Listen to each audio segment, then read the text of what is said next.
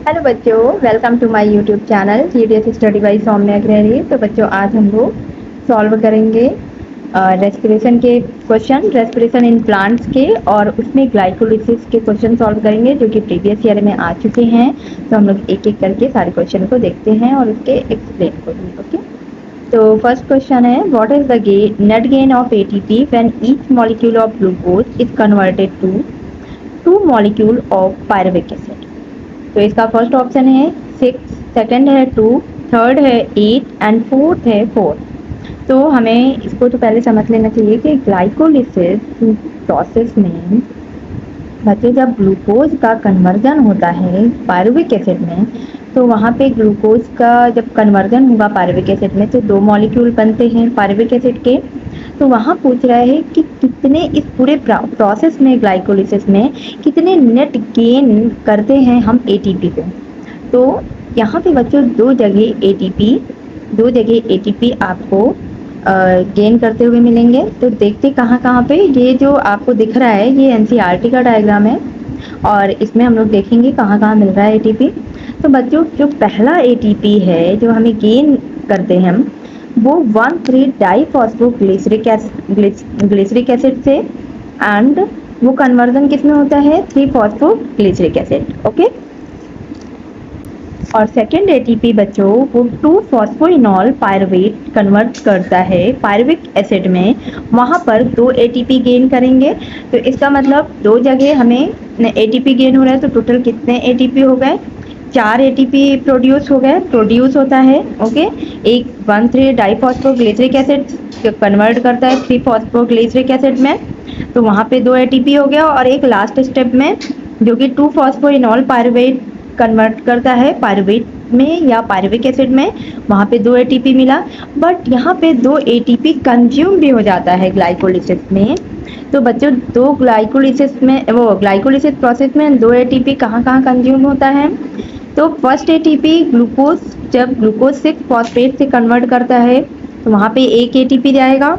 फिर fructose 6 phosphate से fructose 1,6 diphosphate में कन्वर्ट करता है, तो वहाँ पे 1 एटीपी कंज्यूम होता है जो कि एडीपी बनाता है। ओके, तो कंज्यूम कितने हो गए एटीपी, 2 एटीपी कंज्यूम हो गए।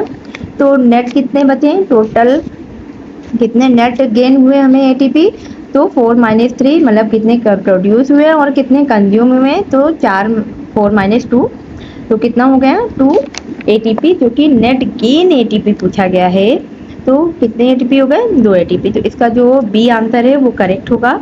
ठीक, अब हम लोग नेक्स्ट क्वेश्चन देखते हैं। Conversion of glucose to glucose 6 phosphate, the first irreversible reaction of glycolysis is catalysed by.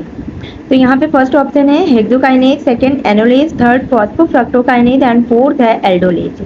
तो बच्चों, ग्लूकोज का जब ग्लूकोज 6 फॉस्फेट में कन्वर्जन होता है तो क्या होता है कि ये तो इरिवर्सिबल प्रोसेस है, ग्लाइकोलिसिस का फर्स्ट प्रोसेस है। यहाँ पे जो फर्स्ट एंजाइम यूज होता है बच्चों वो हेक्सोकाइनेज होता है, क्योंकि यहाँ पे ग्लूकोज का फॉस्फोरिलेशन हो जाता है, यानी कि फॉस्फोरिलेट हो जाते हैं वहाँ, मतलब ग्लूकोज में फॉस्फेट ऐड हो जाता है। जब ऐड हो जाएगा तो वो ग्लूकोज 6 फॉस्फेट बनाएगा, तो वहाँ पे कौन सा एंजाइम हेल्प करता है, हेक्सोकाइनेज एंजाइम। ओके, तो इसका फर्स्ट ऑप्शन सही है सेकंड का। अब हम लोग नेक्स्ट क्वेश्चन देखते हैं। In glycolysis during oxidation electrons are removed by. तो इसका फर्स्ट ऑप्शन है ATP, second glyceraldehyde 3 phosphate, third है Na+, एंड फोर्थ है मॉलिक्यूलर ऑक्सीजन। बच्चों, ग्लाइकोलिसिस प्रोसेस में जब ऑक्सीडेशन होता है तो इलेक्ट्रॉन किसके थ्रू रिमूव होता है। अच्छा, जब यहाँ पे एक प्रोसेस में आपको दिखा रही हूँ मैं, बता रही हूँ कि जब 3-फॉस्फोग्लिसरैल्डिहाइड, जो कि ये आपको देखने को मिलेगा किसमें, ग्लाइकोलिसिस प्रोसेस में 3-फॉस्फोग्लिसरैल्डिहाइड कन्वर्ट होता है 1,3 यानी कि 1,3-डी पीडीए यानी कि 1,3 डाइफॉस्फोग्लिसरिक एसिड में जब कन्वर्ट करता है तो वहाँ पे 2 इलेक्ट्रॉन 2 प्रोटॉन क्या करेंगे, रिलीज करता है। तो रिलीज करेगा तो वहाँ पे NAD+ जो है, NAD+ ये 2 इलेक्ट्रॉन एंड 2 प्रोटॉन को एक्सेप्ट करके NADH+H+ बनाता है। ओके, तो क्या बनाता है NAD+। यहाँ क्या है कि NAD+ क्या करता है, 2 प्रोटॉन एंड 2 इलेक्ट्रॉन को एक्सेप्ट करेगा, एक्सेप्ट करके क्या बनाते हैं NADH+ आयन बनाता है। ओके, तो ये आपका प्रोसेस क्या हो गया कि ग्लाइकोलिसिस में ऑक्सीडेशन के समय इलेक्ट्रॉन बॉन्ड रिमूव करता है NAD+, यानी कि थर्ड ऑप्शन सही है। अब हम लोग नेक्स्ट क्वेश्चन देखते हैं। In animal cells the first stage of glucose breakdown is, तो यहाँ 4 ऑप्शन है। फर्स्ट है क्रेब्स साइकिल, सेकंड है ग्लाइकोलिसिस, थर्ड है ऑक्सीडेटिव फॉस्फोरिलेशन एंड फोर्थ है ETC। तो बच्चों ये सभी को पता है कि ग्लूकोज का फर्स्ट स्टेज जहाँ पे ब्रेकडाउन होता है वो कौन सा प्रोसेस होता है, ग्लाइकोलिसिस। ओके, ग्लाइकोलिसिस प्रोसेस होगा। और जो ग्लाइकोलिसिस प्रोसेस है ये साइटोसॉल या साइटोप्लाज्म में होता है। ठीक है, इसलिए होता है साइटोप्लाज्म या साइटोसॉल में क्योंकि यहाँ पे सारे ऑपरेटिंग एंजाइम प्रेजेंट होते हैं। इस वजह से यहाँ पे जो ग्लूकोज का फर्स्ट स्टेज यानी कि साइटोसॉल में होता है। ठीक है, और नेक्स्ट है कि इसमें ये रिडक्टिव प्रोसेस होता है ग्लूकोज, क्योंकि ग्लूकोज रिडक्टिव प्रोसेस इसलिए होता है क्योंकि यहाँ पे ऑक्सीजन की रिक्वायरमेंट नहीं होती है, रिक्वायर्ड नहीं होता है, नीडेड नहीं होता है, इस वजह से ये रिडक्टिव प्रोसेस होगा, एनारोबिकली प्रोसेस होता है ये। ठीक है, तो इसका सेकंड ऑप्शन सही है ग्लाइकोलिसिस। और हम लोग नेक्स्ट क्वेश्चन देखते हैं। And product of glycolysis is, first है एसिटिल CoA, सेकंड है पायरुविक एसिड, थर्ड है ग्लूकोज 1-फॉस्फेट एंड फोर्थ है फ्रक्टोज 1-फॉस्फेट। सभी को पता है कि ग्लाइकोलिसिस में जो एंड प्रोडक्ट बनता है वो कौन है, पायरुविक एसिड, जो कि क्या होता है कि 2 मोल का और 3 कार्बन का होता है। ओके, अब नेक्स्ट क्वेश्चन है EMP can produce a total of 6 ATP, 8 ATP, 24 ATP and 38 ATP। EMP का नाम कंफ्यूज मत होना, EMP का ही मतलब ग्लाइकोलिसिस होता है, इसलिए इसे EMP बोला गया क्योंकि इसे इम्बेडेन मायरहोफ पैरानस ने इसे डिस्कवर किया था। तो इस वजह से इन्होंने अपने नेम के बेस पर EMP पाथवे बोल दिया था। तो इसमें टोटल ATP सभी को पता है कितने बनेंगे, 8 ATP टोटल प्रोड्यूस करता है। ओके, टोटल कितने, 8 ATP, तो इसका बी आंसर करेक्ट होगा। ठीक है, और इसका नेक्स्ट क्वेश्चन है incomplete oxidation of glucose into pyruvic acid with several intermediate steps is known as, first है TCA pathway, second glycolysis, third HMS pathway and fourth है क्रेब्स साइकिल। तो glucose का जो इनकम्प्लीट ऑक्सीडेशन होता है pyruvic acid में वो कौन सा प्रोसेस है, ग्लाइकोलिसिस। क्योंकि यहाँ पे क्या होता है कि ग्लूकोज जब पायरुविक एसिड में कन्वर्ट होता है, पायरुवेट या पायरुविक एसिड में, तो वो पायरुवेट जो है वो जाता है, फिर से एक प्रोसेस फॉर्मेशन होता है एसिटिल CoA। एसिटिल CoA का फॉर्मेशन होने के बाद ये क्रेब्स साइकिल में जाता है, यानी कि ग्लाइकोलिसिस और क्रेब्स साइकिल के बीच की जो कनेक्टिंग लिंक है वो एसिटिल CoA है। और यहाँ पे इसीलिए ये इनकम्प्लीट होता है, जब क्रेब्स साइकिल में जाता है तब ये पूरी कंप्लीट ब्रेकडाउन मानी जाती है। ओके, और यहाँ पे बहुत सारे इंटरमीडिएट स्टेप्स हैं जो कि आप लोगों ने ये प्रोसेस में देखा है। तो इसका जो ऑप्शन है वो ग्लाइकोलिसिस है, second option is the correct, glycolysis. अब हम लोग नेक्स्ट क्वेश्चन देखते हैं। नेक्स्ट असर्शन एंड रीजन वाले क्वेश्चन है, ये थोड़ा बड़ा है, इसको समझेंगे।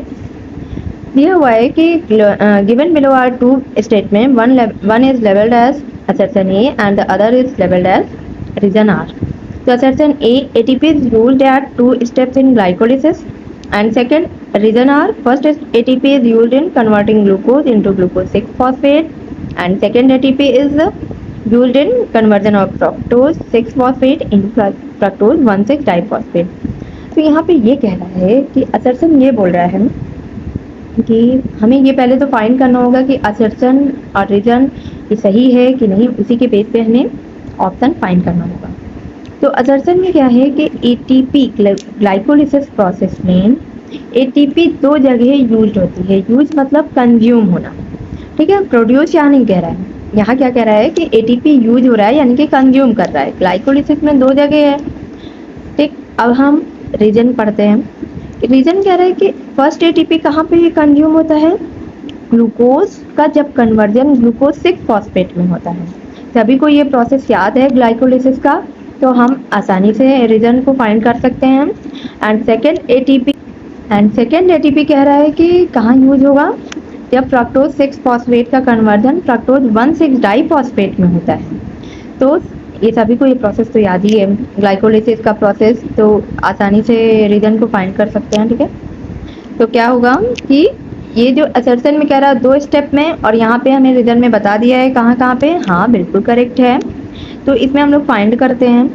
ए ऑप्शन कह रहा है कि both A and R are true, R is not the correct explanation of A, and B A is true but R is false, C है A is false but R is true, and D है both A and R are true but and R is the correct explanation of A. तो इसका जो D option है वो correct है, क्योंकि हमारा असर्शन एंड रीजन दोनों करेक्ट है, और रीजन ये जरूर बता रहा है कि एक्सप्लेन किया गया है जो असर्शन में वो बिल्कुल करेक्ट है।